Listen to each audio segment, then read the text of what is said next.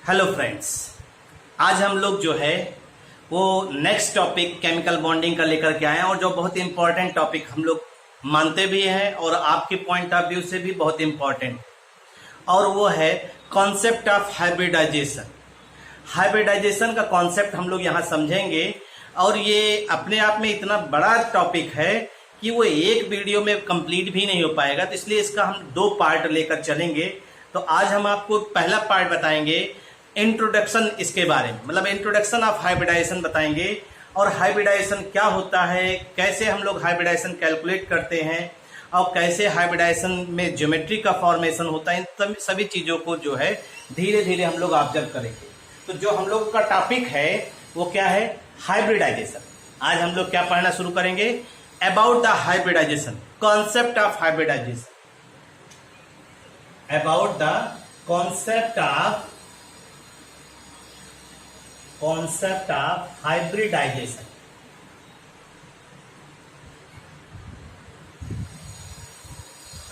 Hybridisation को समझना है तो इसको अभी अब हम लोग इस वर्ड को अभी छोड़ देते हैं। अभी हम लोग सिर्फ और सिर्फ आते हैं कि हम लोगों ने पढ़ा था कोवैलेंसी की बात कही थी, ठीक है भाई, कोवैलेंसी की बात कही थी। तो हम लोग यहाँ पे उसी को लेकर चलते हैं। जैसे हमें मालूम है कार्बन की जो होती है, कार्बन की कोवैलेंसी जो होती है वो टेट्रा होती है, 4 होती, टेट्रावैलेंट होता है। लेकिन आपको मालूम है कि कोवैलेंसी का जो डेफिनेशन है, अगर वो आप ध्यान दीजिए तो उसके हिसाब से, जैसे अभी आपने वैलेंस बॉन्ड थ्योरी में क्या पढ़ा, according to valence bond theory, ठीक, कार्बन के वैलेंस सेल में 2 अनपेयर्ड इलेक्ट्रॉन है और 2 अनपेयर्ड इलेक्ट्रॉन है, तो इसकी कोवैलेंसी कितनी होनी चाहिए? कोवैलेंसी 2 होनी चाहिए, ठीक। कैसे जाना आपने? कार्बन का एटॉमिक नंबर देखिए, ग्राउंड स्टेट लिखते हैं 1s2 2s2 2p2, ऐसे लिखते हैं कार्बन का इलेक्ट्रॉनिक कॉन्फ़िगरेशन। 2s2 का मतलब हो गया 2 इलेक्ट्रॉन पेयर्ड है, 2p में आपके पास 2 इलेक्ट्रॉन है, ये दोनों अनपेयर्ड है। अनपेयर्ड इलेक्ट्रॉन ही हमें क्या बताता है? कोवैलेंसी। अनपेयर्ड इलेक्ट्रॉन हमें बताता है कोवैलेंसी, ध्यान रखिएगा, ठीक, कोवैलेंसी बताता है। तो अगर हम इस हिसाब से सोचें तो यहां किसकी, कार्बन की जो कोवैलेंसी होगी वो कितनी होगी? 2, ठीक। लेकिन हमें मालूम है एक्सपेरिमेंटली ये ऑब्जर्व किया गया है, बट एक्सपेरिमेंटली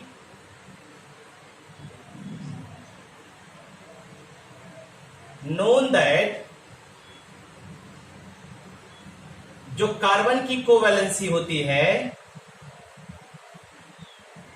वो कितनी होती है? 4 होती है। इसका मतलब इसके पास कितने अनपेयर्ड होने चाहिए? Must have 4 unpaired electron. और 4 अनपेयर्ड इलेक्ट्रॉन कैसे हो सकता है? 4 अनपेयर्ड इलेक्ट्रॉन तभी संभव है जब ये जो 2s का इलेक्ट्रॉन है, 2s2 और 2p2, ये जो आपका इलेक्ट्रॉन है, इस इलेक्ट्रॉन का हम लोग क्या करें? एक्साइटेशन में दिखाएं। कार्बन ये ग्राउंड स्टेट है और ये इलेक्ट्रॉन अगर प्रमोट कर जाए, इसे हम लोग बोलते हैं promotion, promotion of electron from 2s2 2p orbital. अगर ये प्रमोशन हो जाएगा तो अब देखिए इसके पास अनपेयर्ड इलेक्ट्रॉन की संख्या हो गई 4। अब यहां अनपेयर्ड इलेक्ट्रॉन की संख्या हो गई 4 और अनपेयर्ड इलेक्ट्रॉन की संख्या हो गई 4, तो इसका मतलब है इसकी कोवैलेंसी कितनी होगी? 4। ये चीज, इस आधार पे आप इस चीज को समझा रहे हैं। इसका मतलब है कार्बन की कोवैलेंसी 4 तभी हो सकती है जब कार्बन का इलेक्ट्रॉन क्या हो? एक्साइटेड स्टेट में जाए, यानी 2s का इलेक्ट्रॉन जो है ये 2s2 है और ये 2p2 है। 2s का इलेक्ट्रॉन कहां से, 2s का इलेक्ट्रॉन 2p ऑर्बिटल जो वैकेंट ऑर्बिटल उसमें जाए और कार्बन के पास 4 अनपेयर्ड हो जाए तो कार्बन की कोवैलेंसी अब 4 यहाँ पे हो जाएगी। इसका मतलब एक s हो गया और 3p हो गया, एक s और 3p हो गया और चार ऑर्बिटल हो गया, चारों के पास एक एक इलेक्ट्रॉन हो गया। ठीक, यहां तक तो ये हो गया। इसको देख लीजिए एक बार, देखते हुए चलिए फिर।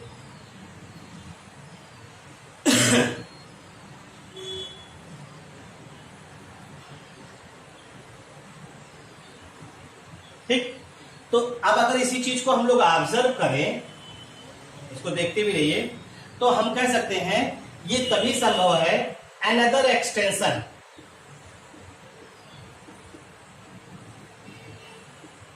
इन valence bond theory. Valence bond theory में एक्सटेंशन करते हैं और वो एक्सटेंशन क्या होता है, ठीक है। Valence bond theory was proposed as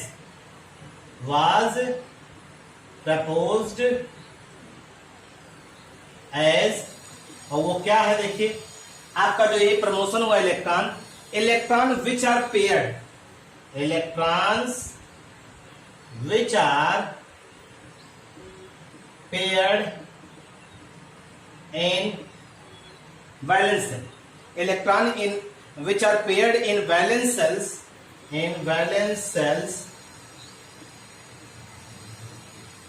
यानी इसकी बात हो रही है, भाई। Valence shells can inter into overlapping, can inter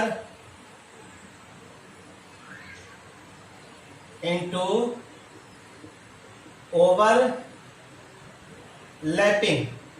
can enter into overlapping, come to show bond formation,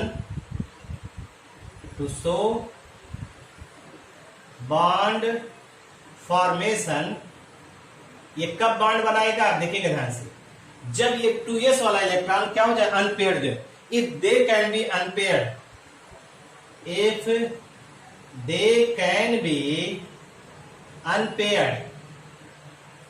they can be unpaired by exciting them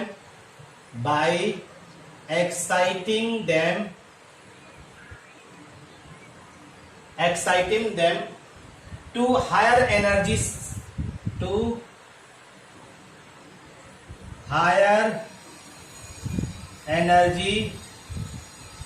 higher energy subset. ठीक भाई, यानी ये जो है 4 बॉन्ड तभी बनाएगा भाई, 2 तो बना लेगा ये, 2 बना लेगा ये, ठीक है। अगर आप जो है 2 बना लेगा ये, अगर 2 बना रहा है तो फिर एनर्जी भी निकलेगी, बॉन्ड बनेगा, कोवेलेंट बॉन्ड, एनर्जी निकलेगी। अब वही एनर्जी खर्च होगी इस इलेक्ट्रॉन को प्रमोशन करने के लिए। इसका प्रमोशन करने के लिए ये 2s का इलेक्ट्रॉन जो है प्रमोट होगा और प्रमोट होने के बाद कहां जाएगा, 2p में जाएगा भाई। ठीक है भाई, तो हमने आपसे कहा कि जो ये आपने क्या बताया कि हमें वैलेंस बॉन्ड थ्योरी के हिसाब से हमने बताया कोवैलेंसी, जिसमें जितना नंबर ऑफ अनपेयर्ड इलेक्ट्रॉन होंगे उस हिसाब से कार्बन के पास 2 ही अनपेयर्ड है तो कोवैलेंसी इसकी कितनी होनी चाहिए, 2 होनी चाहिए। लेकिन एक्सपेरिमेंटली ऑब्जर्व किया गया कार्बन की कोवैलेंसी कितनी होती है, 4 होती है, टेट्रावैलेंट होता है। टेट्रावैलेंट तभी हो सकता है जब कार्बन का 2s का इलेक्ट्रॉन 2p में प्रमोट कर जाए और यहाँ पे नंबर ऑफ अनपेयर्ड 4 इलेक्ट्रॉन हो गए, इसलिए इसकी कोवैलेंसी 4 हो गई। इसका मतलब आपको वैलेंस बॉन्ड थियरी में एक्सटेंशन क्रिएट करना पड़ेगा, थोड़ा सा एक्सटेंशन। तो another extension in valence bond theory was proposed as electron which are paired in valence shells can enter into overlapping. ठीक, जो पेयर्ड इलेक्ट्रॉन है वो ओवरलैपिंग में पार्टिसिपेट कर सकते हैं और बॉन्ड का फॉर्मेशन कर सकते हैं। उसके लिए इन्हें क्या करना पड़ेगा, इनको अनपेयर्ड होना पड़ेगा by exciting them to higher energy subshell में। यानी जो 2s का इलेक्ट्रॉन है वो 2p में मूव करेगा तभी अनपेयर्ड होंगे और ये 4 अनपेयर्ड इलेक्ट्रॉन बनेगा और चारों अनपेयर्ड इलेक्ट्रॉन बनने के बाद आपका ये सीधे सीधे हम लोग क्या कह सकते हैं कि 4 अनपेयर्ड 4 कोवैलेंसी। अभी सिर्फ कोवैलेंसी की बात कर रहे हैं। अब देखिए हमारे पास ये एक इलेक्ट्रॉन ये हो गया, मतलब एक ऑर्बिटल ये हो गया, एक ऑर्बिटल ये, एक ऑर्बिटल ये, तो इसका मतलब ये 4 बॉन्ड बना सकते हैं। कौन? कार्बन जो है एक्साइटेड स्टेट में कितने कोवेलेंट बॉन्ड बना सकता है? 4 बना सकता है। तो 4 ये बनाएगा। अगर 4 बॉन्ड बनाए ये, तो देखिए आइए आगे देखते हैं। कार्बन का एटॉमिक नंबर 6, एक्साइटेड स्टेट में कह रहे हैं आप, कार्बन के पास लास्ट में आया 2s1 और 2p3 हो गया, ये हो गया कार्बन एक इलेक्ट्रॉन, और ये इस तरह से आया। ठीक। अब अगर आप इसी को देखिए, कार्बन के पास 4 इलेक्ट्रॉन, पी का शेप देखिए, पी का शेप कैसा होता है? पी का शेप डंबल होता है, 1 2 3, एक px हो गया, एक py हो गया, और एक pz मान लिया। px py pz कोई भी मान लीजिए, कोई दिक्कत नहीं, और एक एक इलेक्ट्रॉन सबके पास हो गया। ठीक, ये एक एक इलेक्ट्रॉन सबके पास हो गया। और इसके अलावा जो है, अब आपका जो नेक्स्ट वाला है यस वाला, भी देखिए ये सिर्फ px py pz यस वाला बचा। यस का शेप कैसा होता है? स्फेरिकल। एस का शेप जो है स्फेरिकल है, तो इसके पास भी एक इलेक्ट्रॉन होगा। तो इस तरह से कुल इलेक्ट्रॉन कितने हो गए? कुल इलेक्ट्रॉन यहां पे हो गए 1 2 3 4 इलेक्ट्रॉन हो गए। ठीक, ये चारों इलेक्ट्रॉन जो है कार्बन इस तरह से दिखाई देगा भाई। हो गया भैया, कार्बन के पास जो है 4 इलेक्ट्रॉन हो गए, और चारों देखिए, चारों 4 बॉन्ड बनाएगा, 1 2 3 और ये 4। अगर हम इसी चीज को ऑब्जर्व करें, अब ध्यान दीजिएगा, अब यही हाइब्रिडाइजेशन का कॉन्सेप्ट आने चल रहा है। अगर यही carbon form 4 sigma bond with hydrogen atom, hydrogen atom के साथ 4 सिग्मा CH4 बनता है ना, 4 सिग्मा बॉन्ड बने, तो आपको मालूम है कि यहां पे जो भी कार्बन अटैच्ड होगा, आपको मालूम है hydrogen atom attached to 3 half filled p orbital of carbon,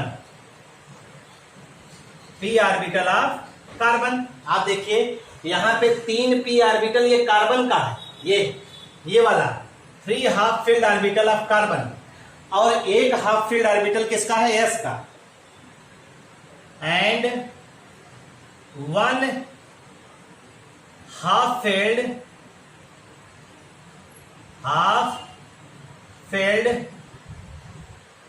orbital of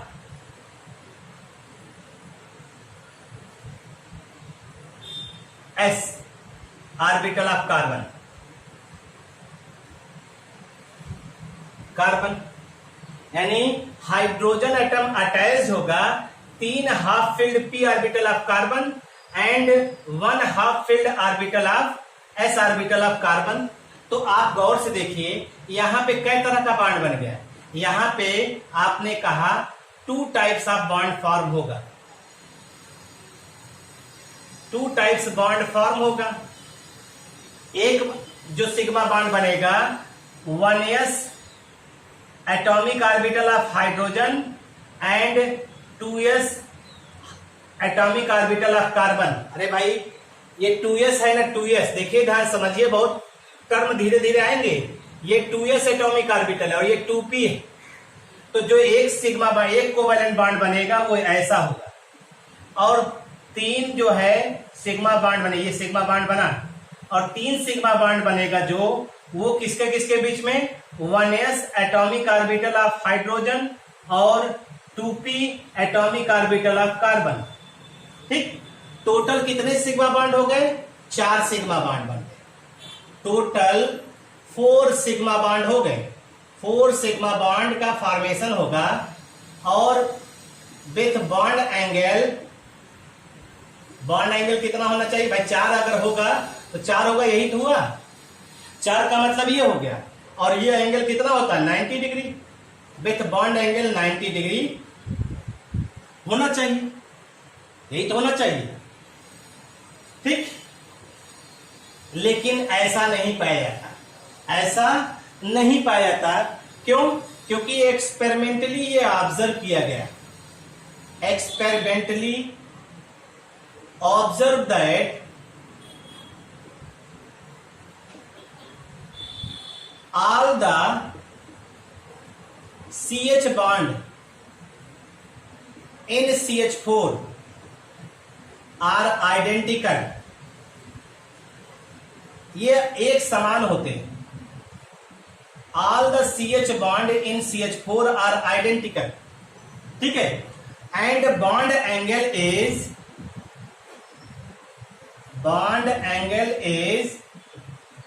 109 degree 28 minute, ये होता है। अब आपका मालूम है, अब जब ये बात हुई यहां पे, तो अब आपका ये कॉन्सेप्ट जनरेट होगा यहां पे। भाई यहां पे आपको कॉन्सेप्ट जनरेट करना पड़ेगा, और वो कॉन्सेप्ट कौन सा है? वो कॉन्सेप्ट है हाइब्रिडाइजेशन।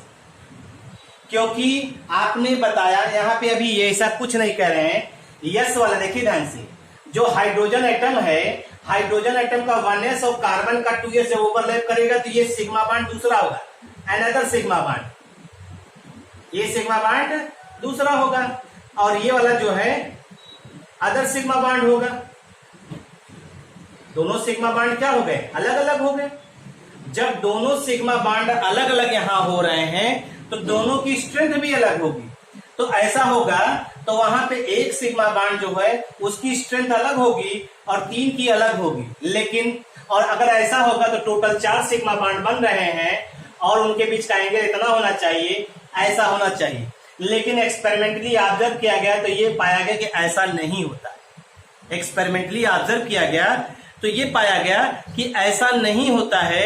अगर ऐसा नहीं होता है तो हम लोग फिर क्या कहते हैं, वास्तव में जितने भी CH बॉन्ड है यहाँ पे, चारों CH बॉन्ड CH4 में आइडेंटिकल होंगे और उनके बीच का बॉन्ड एंगल भी एक समान होगा, 109 डिग्री 28 मिनट होगा। ये ध्यान रखिएगा। अब जब इतनी बातें आई तो ये फिर कहा गया कि जब ये अलग अलग नेचर हैं, जैसे ये देखिए ये अलग अलग नेचर के हैं, 2s अलग है 2p अलग है, तो दोनों का नेचर अलग है, दोनों सिग्मा बॉन्ड अलग अलग बनाने चाहिए। लेकिन जब एक जैसा बना रहे हैं, इसका मतलब है कि ये बॉन्ड बनाने से पहले दूसरा कुछ करते हैं, और दूसरा क्या करते हैं, ये आपस में मिलते हैं, आपस में मिलते हैं, और वहां पे आपका जनरेट होता है कौन सा कॉन्सेप्ट? हाइब्रिडाइजेशन। ठीक, अब यहां पे जनरेट करेगा हाइब्रिडाइजेशन का कॉन्सेप्ट। और वो हाइब्रिडाइजेशन का कॉन्सेप्ट क्या है अब हम आपको समझाने चल रहे हैं। जैसे आप इसको लीजिए, हमारे हाथ को, हाथ से समझने का प्रयास करिए। हाथ हमारा है, इस हाथ को देखिए, अगर इसका शेप देखिए, ये चल रहा है एंटी क्लॉकवाइज, ये क्लॉकवाइज, ठीक। अगर आपका ये क्लॉकवाइज है, ये एंटी क्लॉकवाइज है, दोनों हो गया। इसको मान लीजिए ऑर्बिटल, इसको हमने क्या मान लिया? ऑर्बिटल। और दोनों की एनर्जी और शेप, एक क्लॉकवाइज है एक एंटी क्लॉकवाइज है ना, दोनों का शेप अलग अलग मान लिया। अरे भाई अंगूठा इधर है, अंगूठा इधर है, अंतर हो गया, दोनों का शेप अलग हो गया। दोनों का शेप अलग, दोनों की एनर्जी भी अलग है। एनर्जी का मतलब समझ रहे हैं ना? अगर एक तमाचा इससे खींच के मारे और एक तमाचा इससे खींच के मारे तो आपको मालूम होगा कि किससे कितनी तेज लगेगा। अगर इससे खींच के अगर हम आपको मारें तो आप कुछ देर आंखें चौधिया जाएंगी, आपको कुछ दिखाई नहीं देगा। और इससे खींच के मार दें अगर आपको, तो हो सकता है सन्न पड़ जाए।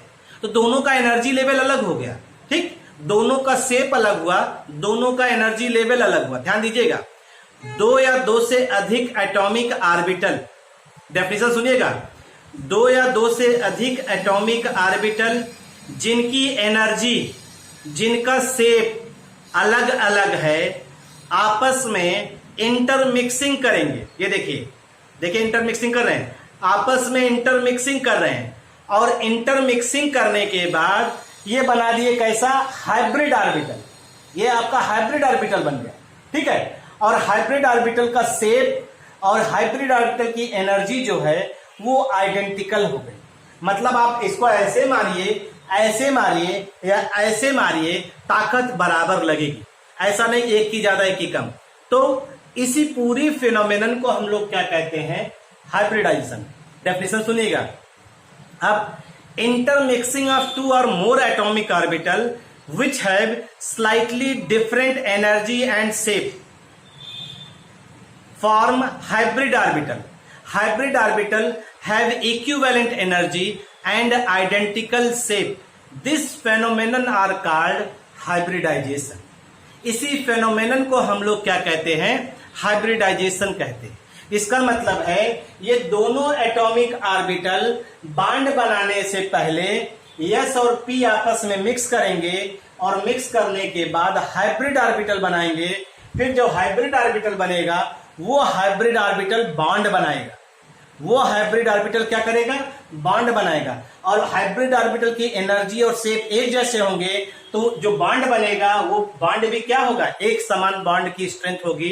यानी जो बॉन्ड की स्ट्रेंथ होगी वो कैसी होगी? आइडेंटिकल होगी। और जब एक जैसे बॉन्ड है तो उनके बीच का बॉन्ड एंगल भी क्या होगा? एक जैसा होगा। यही हाइब्रिडाइजेशन की डेफिनेशन है। तो आइए लिखते हैं डेफिनेशन को। Intermixing of two or more atomic orbital, two or more atomic orbitals which have slightly different energy and shape, slightly different energy and shape, ठीक, form hybrid orbital.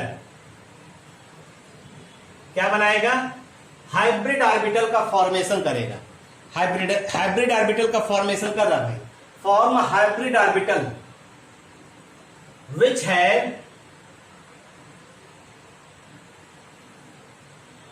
Equivalent energy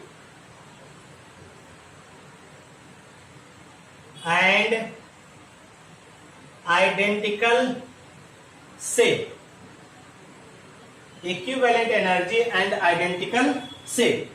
This phenomenon are called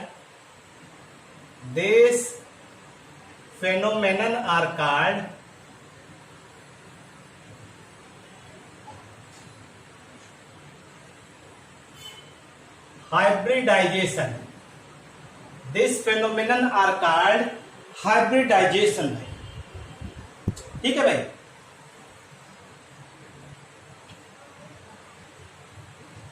this phenomenon are called hybridisation.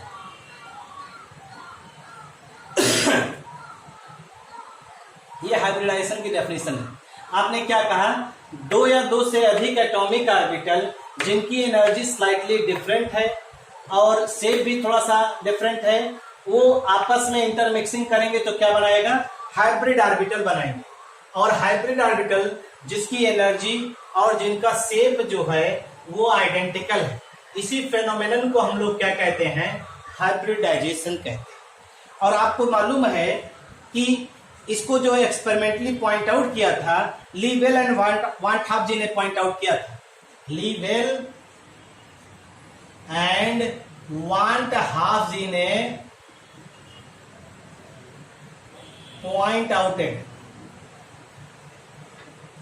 Pointed that, उन्होंने कहा कि इन्होंने ये कहा कि वास्तव में ऑर्बिटल जो है वो बॉन्ड बनाने से पहले आपस में इंटरमिक्स करेंगे और इंटरमिक्स करने के बाद वो ऐसा ऑर्बिटल बनाएंगे जिनकी एनर्जी और जिनका शेप आइडेंटिकल होगा। जब एनर्जी और शेप एक जैसा होगा तो ऑटोमेटिक वो जो बॉन्ड बनाएंगे वो भी क्या होंगे? एक समान होंगे।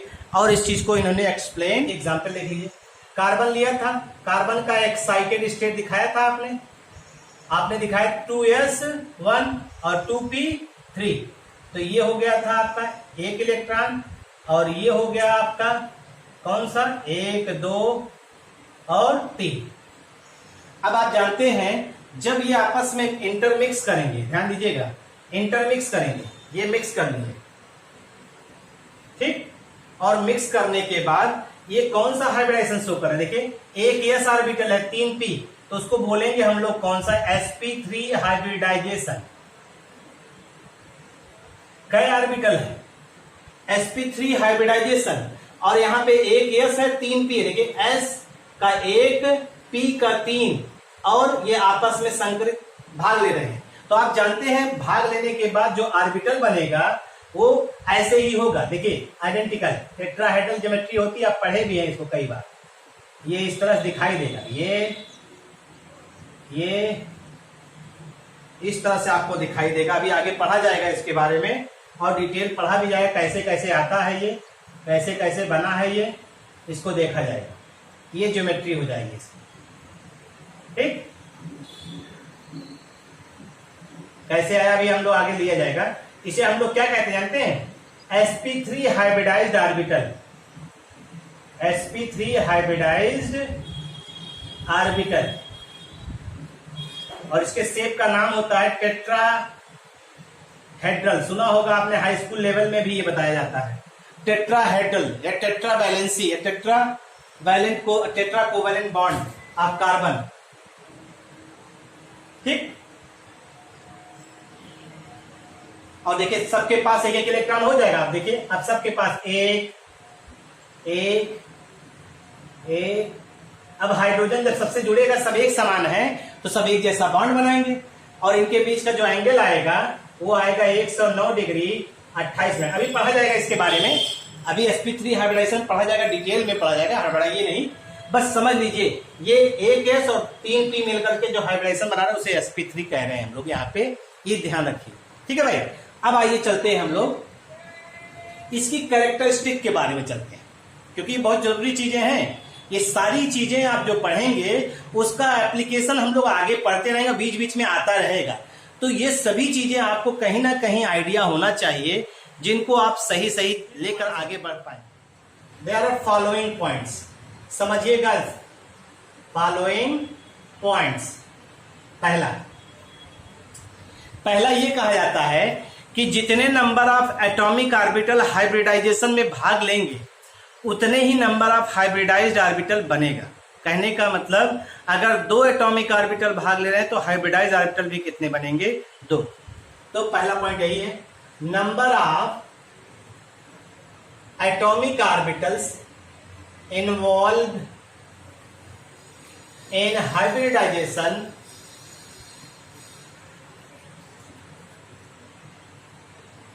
is equal to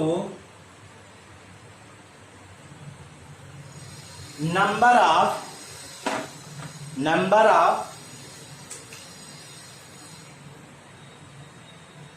hybridized orbital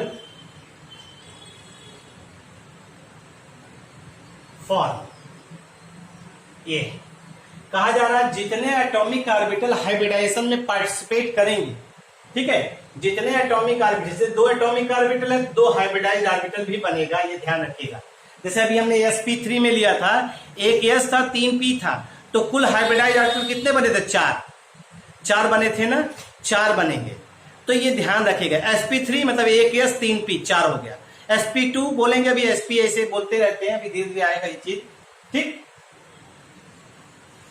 जो हाइब्रिडाइजेशन के बाद ऑर्बिटल बनेंगे, हाइब्रिडाइज्ड ऑर्बिटल, ये कंडीशन है, hybridised orbital have equivalent energy and identical shape. ये कंडीशन है भाई, अगर एक जैसी एनर्जी और एक जैसा शेप होगा तभी वो एक जैसा बॉन्ड बनाएगा भाई। अगर उनकी एनर्जी, उनका शेप अलग अलग होगा, बनाएंगे। और वही चीज ये कह रहा है कि हाइब्रिडाइज्ड ऑर्बिटल की जो एनर्जी है वह इक्विवेलेंट है और शेप भी एक जैसा ही होगा, ये ध्यान रखिएगा, ठीक। वही एटॉमिक ऑर्बिटल आपस में हाइब्रिडाइजेशन में भाग लेते हैं जिनका एनर्जी डिफरेंस बहुत कम होता है।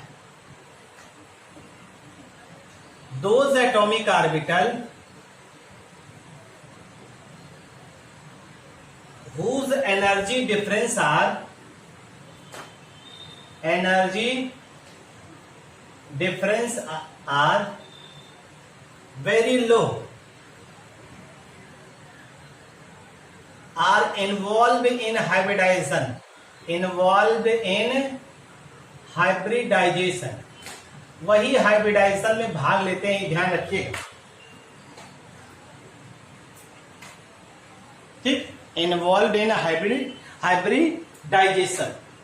ठीक, अब जैसे देखिए हमने आपसे क्या कहा था, ये एटॉमिक ऑर्बिटल है, ये एटॉमिक ऑर्बिटल है, और ये क्या था, हाइब्रिडाइज्ड ऑर्बिटल। आप खुद सोचिए, अगर हमने इस मार्कर को लिया, इस मार्कर को ऐसे पकड़ रहे हैं, ध्यान दीजिएगा, इस मार्कर को ऐसे पकड़ रहे हैं, तो कौन मजबूत है ज्यादा, आप खुद इमेजिन करिए। आपको हम ऐसे पकड़ें, आपको हम ऐसे पकड़ें और आपको हम ऐसे पकड़ लें, तो आप खुद महसूस करेंगे कि कौन ज्यादा मजबूत बॉन्ड बना रहा है। ठीक, कौन ज्यादा मजबूत बॉन्ड बना रहा है, तो आप कहेंगे कि जो हाइब्रिडाइज्ड ऑर्बिटल है वो ज्यादा स्ट्रॉन्ग बॉन्ड बना रहा है in comparison to atomic orbital. ठीक, पॉइंट यही है कि hybridized orbital form more strong bond than pure atomic orbital, यानी hybridized orbital form more strong bond than pure atomic orbital, pure atomic orbitals।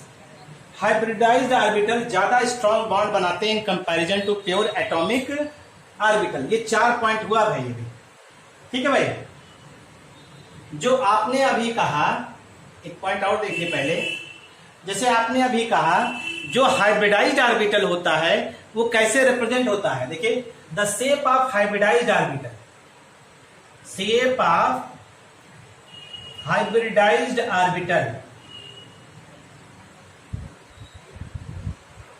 Are represented as, ठीक है भाई, shape of hybridized orbital जो है वो ऐसे रिप्रेजेंट होगा, ध्यान दीजिएगा, ऐसे एक बड़ा लोब और एक छोटा लोब, ऐसे। ठीक, लार्ज लोब और ये एक होगा स्मॉल लोब होगा, जो हाइब्रिडाइज्ड ऑर्बिटल, और इसी में इलेक्ट्रॉन पाया जाएगा भाई, इलेक्ट्रॉन डेंसिटी हाई इसी में होगी, यानी जो इलेक्ट्रॉन पाए जाने की संभावना होगी वो लार्ज लोब में होगी, ध्यान रखिएगा। वो 3D स्पेस में अरेंज होता है, ध्यान दीजिएगा, 3D स्पेस में ऐसे अरेंज होता है कि उनके बीच में रिपल्सन की जो पॉसिबिलिटी हो वो मिनिमम, और अगर रिपल्सन मिनिमम होगा तो स्टेबिलिटी मैक्सिमम है। तो हम ये कुछ हमारे पास मार्कर है, उसी की सहायता समझाने का प्रयास आपको कर रहे हैं। जैसे सपोज करिए हमारे पास ये हाइब्रिडाइज्ड ऑर्बिटल हो गए, ये क्या हो गया, हाइब्रिडाइज्ड ऑर्बिटल हो गया। तो अगर ये हाइब्रिडाइज्ड ऑर्बिटल है, दोनों ऐसे आ गए, अरेंज हो गए, ये 3D स्पेस में अरेंज होना चाहेंगे, तो अगर ये पास पास हैं तो इनके बीच में रिपल्सन होगा, तो ये दूर होंगे, तो दूर होंगे कुछ ना कुछ एंगल डेवलप कर रहे हैं, नहीं, और दूर होंगे तो इनके बीच में एंगल 90 डिग्री हुआ, और दूर हुए 120 डिग्री हुआ अभी भी। लेकिन अगर ये 180 डिग्री पे आ जाए तो इनके बीच में रिपल्सन क्या होगा, मिनिमम होगा। यानी कि अगर दो हाइब्रिडाइज्ड ऑर्बिटल होंगे तो हमेशा वो कैसे अरेंज होंगे, एक लाइन में अरेंज होंगे, और उनके बीच का एंगल कितना होगा, 180 डिग्री। ये 3D स्पेस में डिफाइंड शेप है किसका, दो अगर हाइब्रिड ऑर्बिटल होंगे तब। तो इस शेप का नाम हम लोग पढ़ते हैं, आगे पढ़ा जाएगा, लीनियर, लीनियर शेप इसे बोलते हैं। अगर दो हाइब्रिडाइज्ड ऑर्बिटल हैं वो 3D स्पेस में 180 डिग्री पे अरेंज होंगे, जिससे कि उनके बीच में रिपल्सन की संभावना मिनिमम होगी, और उस शेप का नाम क्या आएगा, लीनियर। और देखिए मान लीजिए ये 3 हाइब्रिडाइज्ड ऑर्बिटल हो गए, ये हाइब्रिडाइज्ड ऑर्बिटल कितने हो गए, 3 हो गए। अगर ये 3 हो गए तो ये तीनों अरेंज होना शुरू करेंगे। मान लीजिए ये ऐसे हुआ, ठीक है, और ये आपका ऐसे हो गया, और ये ऐसे हो गया, तो अभी एंगल कितना हो रहा है, 90 डिग्री, 90 डिग्री। अब थोड़ा सा और चेंज करते हैं, इसको थोड़ा सा इस तरह से बना देते हैं, और इसको जो है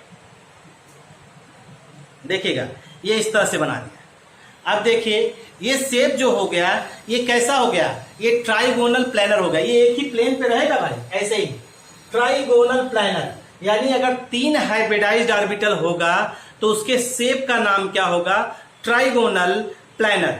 ट्राइगोनल प्लेनर, और इनके बीच का एंगल कितना होगा, 120 डिग्री। ये 3 के लिए है। अगर हमने 4 मान लिया, 4 को हम दिखाते हैं, 4 के लिए जो है हमने एक पेन ले लिया और पेन का इस्तेमाल कर रहे हैं। अगर 4 को दिखाना हुआ तो हम यहां पे दिखा रहे हैं, देखिए 1 2 ये हो गया, और ये हो गया 4, ये हो गया आपका 4। अगर आप 4 को दिखाना चाहते हैं तो चारों का जो है ज्योमेट्री जो होती है वो टेट्राहेड्रल हो गई।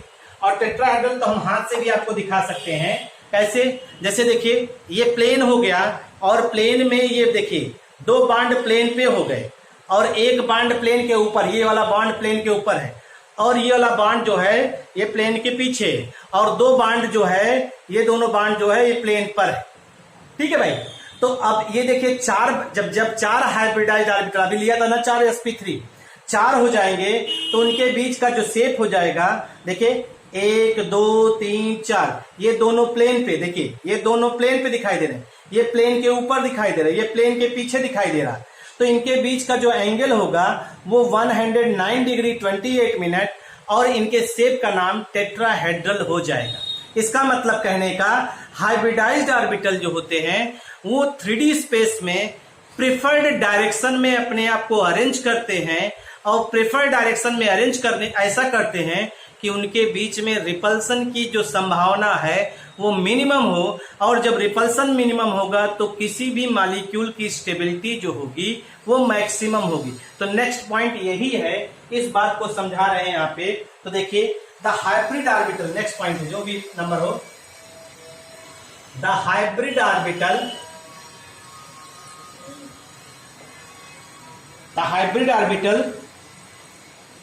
the hybrid orbitals are directed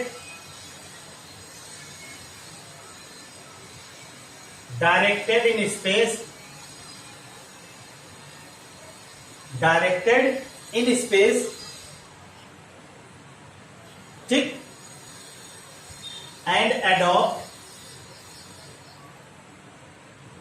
different orientation। ठीक है भाई, different orientation.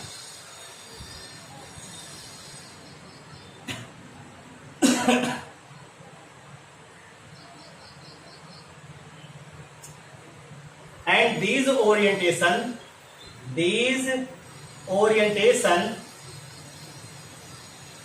in 3D space becomes stable। ये कंडीशन है, 3D स्पेस में वो स्टेबल होगा, और स्टेबल तभी हो सकता है, ठीक, जब उनके बीच में रिपल्सन कम हो, minimum repulsion. And these orientation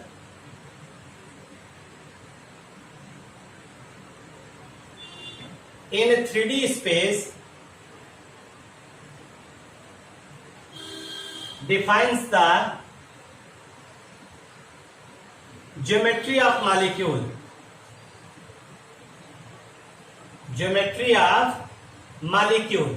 ध्यान रखिएगा। ये जो आपका ओरिएंटेशन है 3D स्पेस में, वो मॉलिक्यूल की ज्योमेट्री के बारे में डिफाइन करता है, ये ध्यान रखिएगा। जैसे देखिए अगर sp हाइब्रिडाइजेशन की बात कर रहे हैं, एग्जाम्पल देखिए sp हाइब्रिडाइजेशन की बात कर रहे हैं, तो sp हाइब्रिडाइजेशन में आप गौर से देखिए, एक s ऑर्बिटल और एक p ऑर्बिटल ना, एक s ऑर्बिटल और एक p ऑर्बिटल, तो यहाँ पे कितने हाइब्रिड ऑर्बिटल होंगे, 2 हाइब्रिड ऑर्बिटल होंगे, और 2 हाइब्रिड ऑर्बिटल को कितने एंगल पे अरेंज होना है, 180 डिग्री पे, और 180 डिग्री पे अरेंज होंगे तो उनकी ज्योमेट्री का नाम हो जाएगा लीनियर। ध्यान रखिएगा, ये सब चीजें याद होनी चाहिए, अब आगे पढ़ा भी जाएगा।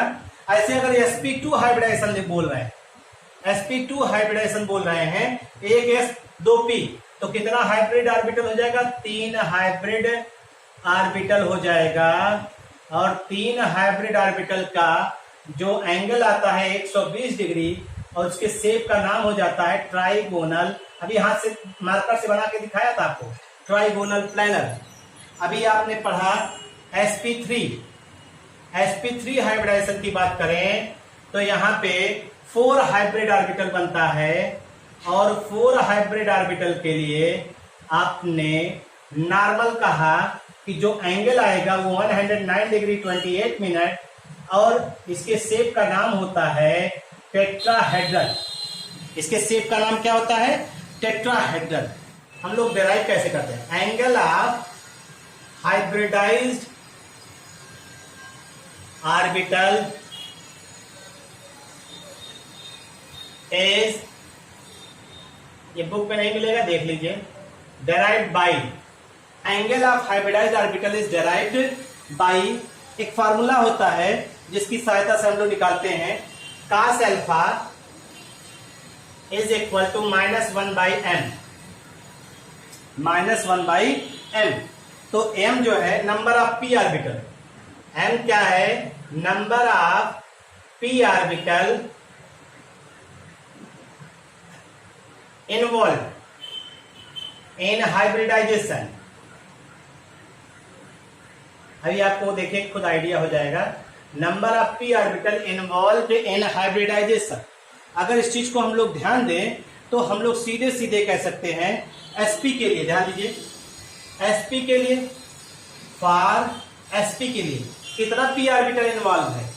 आपके लिए पी ऑर्बिटल एक ही तो है, एक ही पी ऑर्बिटल है। तो cos alpha is equal to -1 by 1, यानी इज इक्वल टू -1। और कास -1 की वैल्यू कितनी होती है? कास -1 की वैल्यू होती है कितना भाई? 180, यानी अल्फा बराबर 180 डिग्री। अल्फा बराबर 180 डिग्री। अभी आप सब लिखे ही हैं, इसको देखिए। sp2 के लिए अगर आप देखिए, sp2 के लिए देखिए तो cos alpha is equal to -1 by, यहाँ p2 है 1/2 बराबर कितना हो जाएगा? अल्फा -1/2 किसके लिए होता है? तो यहाँ पे हो जाएगा alpha is equal to 120 degree, 120 degree. sp3 की अगर हम लोग बात करते हैं, sp3 के लिए cos alpha is equal to -1/3 हो जाएगा, क्योंकि 3 पी ऑर्बिटल है ना। यहाँ पी ऑर्बिटल कितना है? देखिए 3 है, तो ये हो जाएगा alpha is equal to 109 degree 28 minute. ये आपका सीधे जो हाइब्रिडाइजेशन के लिए promotion of electron is not essential condition. एक पॉइंट होता है promotion of electron, promotion of electron is not essential condition for hybridization। ये सब पॉइंट आपको याद रहने चाहिए भाई, ध्यान रखिएगा। मतलब अभी आपने जो कहा 2s2 और 2p2, ये बनाया था ना कार्बन का एक्साइटेड स्टेट में। 2s2 का मतलब 2 इलेक्ट्रॉन और 2p का मतलब 2 इलेक्ट्रॉन। तो आपने कहा था ये वाला इलेक्ट्रॉन यहां से यहां जाए, तो ये आपका हो जाएगा कार्बन का एक्साइटेड स्टेट। अगर आप दिखाएंगे इसको ग्राउंड स्टेट पर, तो यहां 1 इलेक्ट्रॉन और ये आपका हो गया 1 2 3। तो इसे हम लोग कहते हैं प्रमोशन। इसे हम लोग क्या कह रहे हैं? Promotion of electron. तो यहां पे ये कहा जा रहा है कि जो प्रमोशन आपका है, ये 2s का इलेक्ट्रॉन 2p में जा रहा है, ये प्रमोशन ऑफ इलेक्ट्रॉन है। ये जरूरी नहीं है, ये जरूरी नहीं है, लेकिन जहां जरूरी होगा वहां पे आप इसको करेंगे, वहां पे आप इस बात को करेंगे, प्रमोशन कराएंगे। जैसे कार्बन में जरूरी है तो यहां कराएंगे, तो इसीलिए लिखा है promotion of electron is not essential condition for hybridization. कोई जरूरी नहीं। नेक्स्ट पॉइंट देखिए, कहा जाता है जो हाइब्रिडाइजेशन में, in hybridization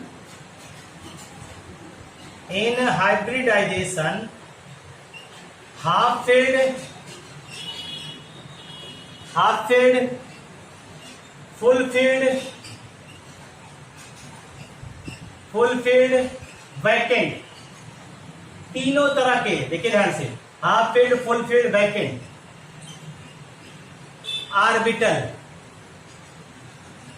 participate in hybridization, participate in hybridization. ये ध्यान रखिएगा भाई, मतलब चाहे हाफ फील्ड हो, हाफ फील्ड रहेगा तो वो सिग्मा बॉन्ड बनाएगा, ध्यान दीजिएगा, हाफ फील्ड रहेगा सिग्मा बॉन्ड बनाएगा, फुल फील्ड रहेगा तो वो लोन पेयर, अभी पढ़ा जाएगा इसको, लोन पेयर बनाएगा, और ये रहेगा तो यहाँ पे कोऑर्डिनेट बॉन्ड की बात होगी। ठीक है भाई, ये सिचुएशन है, अभी जब आएगा देखा जाएगा। तो यहाँ पे ये ध्यान रखिए, चाहे हाफ फील्ड हो, चाहे फुल फील्ड हो, चाहे वैकेंट हो, ये सारे के सारे ऑर्बिटल हाइब्रिडाइजेशन में पार्टिसिपेट कर सकते हैं। ये ध्यान रखना है आप। अगर आप इन छोटी छोटी बातों को ध्यान रखेंगे तो हाइब्रिडाइजेशन के आगे का कॉन्सेप्ट आपको बड़े इत्मीनान से आएगा। तो इसीलिए बार बार कहा था, स्टेप बाय स्टेप आपको बताया जा रहा है, उसको समझने का प्रयास करिए भाई, नहीं तो आप परेशान हो जाएंगे। 101% जान लीजिए, ठीक है भाई। और आपको मालूम है जो आपका फुल फील्ड एटॉमिक ऑर्बिटल है वो लोन पेयर के रूप में, लोन पेयर क्या होता है, जैसे देखिए अभी आपने दिखाया होगा H2O, H2O में ऐसे बनता है ना, इसे हम लोग क्या कहते हैं जान लीजिए। अब यहाँ लोन पेयर आ गया है, इसे हम लोग लोन पेयर कहते हैं, ध्यान रखिएगा। इसे हम लोग क्या कह रहे हैं, लोन पेयर कह रहे हैं, इसको आप हमेशा याद रखिएगा। नेक्स्ट प्रॉपर्टी देखिए, जो ऑर्बिटल हाइब्रिडाइजेशन में भाग लेगा वो सिग्मा बॉन्ड बनाता है, और जो ऑर्बिटल हाइब्रिडाइजेशन में भाग नहीं लेगा वो पाई बॉन्ड बनाता है। यानी हाइब्रिडाइज्ड ऑर्बिटल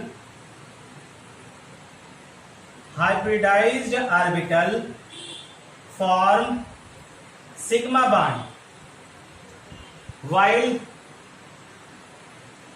unhybridized orbital